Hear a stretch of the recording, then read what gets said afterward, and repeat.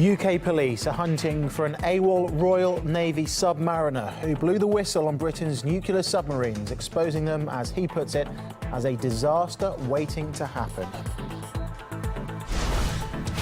The Islamic State has captured one of Iraq's key cities despite US-led coalition airstrikes, which the American military says have been a great success.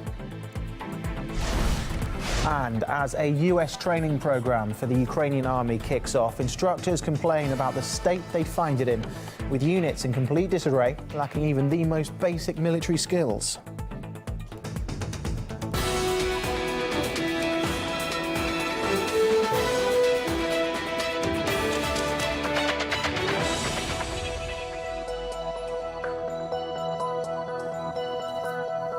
Hello, you're watching RT International, coming to you live from Moscow, where it's now 5 p.m. in the Russian capital. I'm Paul Scott, and it's good to have you with us. Now, we start this hour with the news that a bombshell report by a UK whistleblower suggests Great Britain could be obliterated by its own atomic arsenal. We are so close to a nuclear disaster, it's shocking. And yet everybody is accepting the risk to the public. Well, a former Royal Navy submariner exposed allegedly shocking conditions at the base of the UK's nuclear deterrent called Trident. Among the allegations are reports of appalling security conditions, with guards failing to check passes and bags. But this could be irrelevant, since most of the equipment doesn't work properly and people can touch whatever they want anyway. And the nuclear missile compartment on the submarine has reportedly been transformed into a gym, with weights being used around firing units. These are just some of the allegations which officials have already denied. Well, a Navy spokesperson says security and nuclear safety concerns are taken very seriously, and the dossier is being investigated. The whistleblower is on the run, with both the Navy and the police trying to track him down because, and I quote here, they're concerned about his well-being. Well, RT's Polly Boyko joins me now live from London. Polly, good to see you there. How does the UK treat whistleblowers in general then? Well, it was less than a year ago that the Public Accounts Committee lambasted the way in which public service whistleblowers are treated. They called that treatment often shocking, and we can take a listen to an extract from that particular report right now. The abusive treatment and rampant victimisation of whistleblowers has created a climate in which large segments of defence and health workers would be afraid to report departmental malfeasance. So stories about being bullied, being sacked and even written off as crazy are nothing new when it comes to public servants who want to highlight wrongdoing. Recently, within the Metropolitan Police Force, for example, senior officers repeatedly tried to silence a fellow officer who wanted to blow the whistle on widespread manipulation of crime statistics. The revelations eventually led to an admission that the police was basically fiddling crime figures, but the officer who blew the whistle on it, PC James Patrick, he was silenced and then he was sacked. And he's since spoken out about how flawed the system for whistleblowing here is. Then if we turn to the National Health Service, a government report recently found that some NHS workers haven't just been ignored, they've been driven to the brink of suicide as a result of speaking out.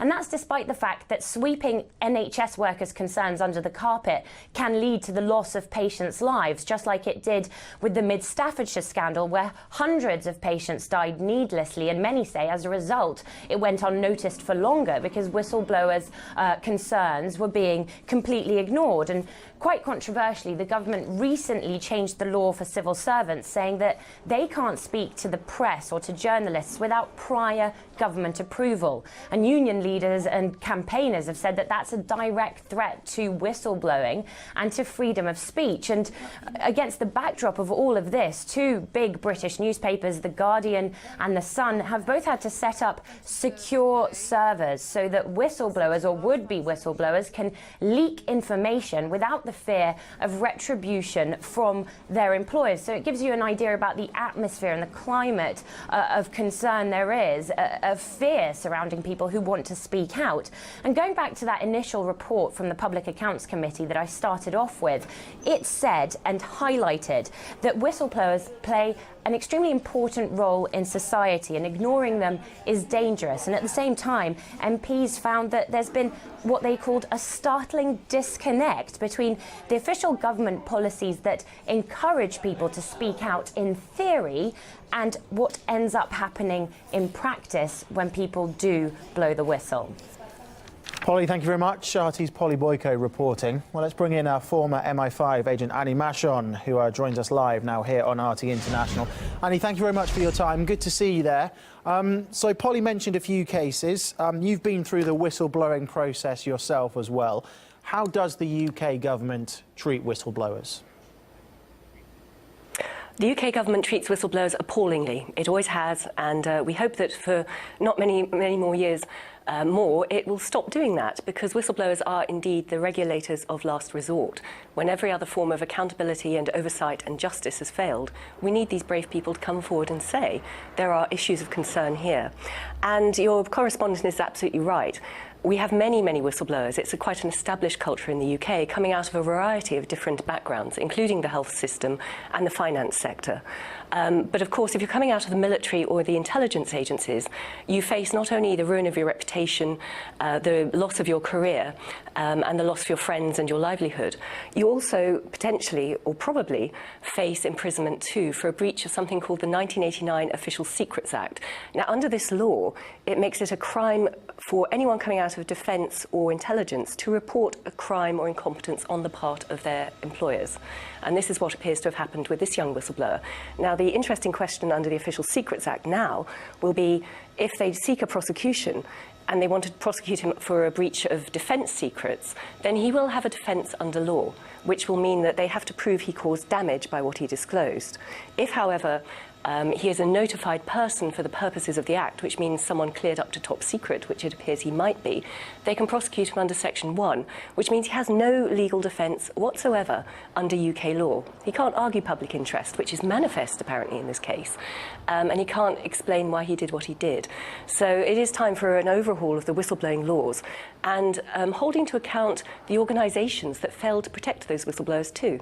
So how do you think this case, the one we're talking about here, is going to pan out? I mean, William McNeely says that he thinks prison is the most likely outcome, although he's hoping for a prime ministerial pardon. How do you think this is going to play out for him? Well, I should imagine at the moment he's feeling very vulnerable, very alone and very frightened if he's on the run, literally. I mean, very few whistleblowers have to go to those lengths. I went through it myself almost 20 years ago, and it was a terrifying experience. Under the Official Secrets Act, if they do choose to prosecute, and they probably will in this case, the worst he is facing is 2 years in prison per charge. It's not as bad as what's going on with the American war on whistleblowers, where people like Chelsea Manning and Edward Snowden face or are serving 35 years in prison. The 1989 Official Secrets Act was put in place primarily to stop whistleblowing. And that is what it would be used for, but the tariff is not too bad. And it sounds like McNeely actually factored this in before he went public, and he is prepared to pay the price for serving the public interest. Obviously, if he wanted to serve the public interest, I mean, one of the most obvious ways of reporting a problem is taking it up the command chain. Why does this not often work in practice? This never works in practice, particularly in the intelligence agencies and the military, because you are literally told to shut up and just follow orders. And this is one of the things that McNeely has disclosed, is that he did raise these concerns time and time again with his bosses, and nothing ever changed. So you're a young person, you go into the services to serve and protect your country, and then you see things going so badly wrong and those mistakes not being rectified. You want to continue to serve your country by going public. There's also perhaps another aspect to this as well, is that he is disclosing major concerns about the British nuclear deterrent Trident, and these disclosures he made on the 5th of May this year, which is only 2 days before the general election. And of course this is an issue very close to the hearts of people in Scotland, where the Trident deterrent is based. And one of the parties, the Scottish Nationalist Party, which swept the board in the election in Scotland, has said in its manifesto it wants to abolish Trident. So one could speculate that he brought this information out ahead of the election to inform the voters of Scotland about how dangerous Trident might be becoming.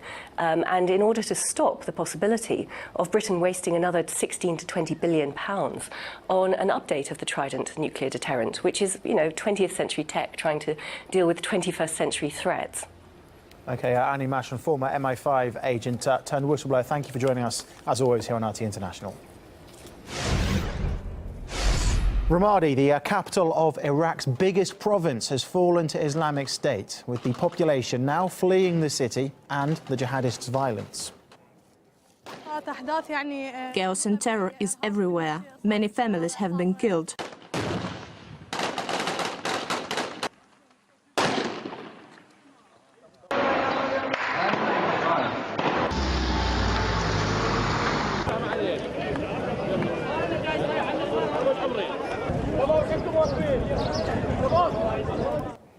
Well, the fall of Ramadi is seen as a major victory for Islamic State, as the city is one of the most important in Iraq. The radicals' influence in the region is spreading despite constant airstrikes by the US-led coalition. Well, since the operation started, the coalition has bombed ISIL positions in Iraq more than 2,000 times. They've also led more than 1,300 strikes in Syria. Well, the US military is trying to present the coalition fight against ISIL as a great success. The Pentagon initially refused to confirm that Ramadi had been taken by the extremists. And when the loss of the city was no longer deniable, US defense officials decided not to take it too seriously, saying that the coalition would help Iraqi forces regain it later. Well, the number of ISIL supporters grows after every coalition strike. That's what investigative journalist Jürgen Todenhofer told Sophie Shevardnadze. He visited territory controlled by Islamic State, where he spoke to some of the jihadists. Of course, they fear the rockets from, or the hellfire rockets from the drones, or the bombs from the airplanes. In the other way, they think that American bombardments are in a certain way strengthening their position, because in these bombardments a lot of innocents are killed. More than 90% of the victims of bomb attacks and of drone attacks are civilians. And for every child the Americans kill in, let's say, Mosul, you have 100 new terrorists, 100 new friends of IS.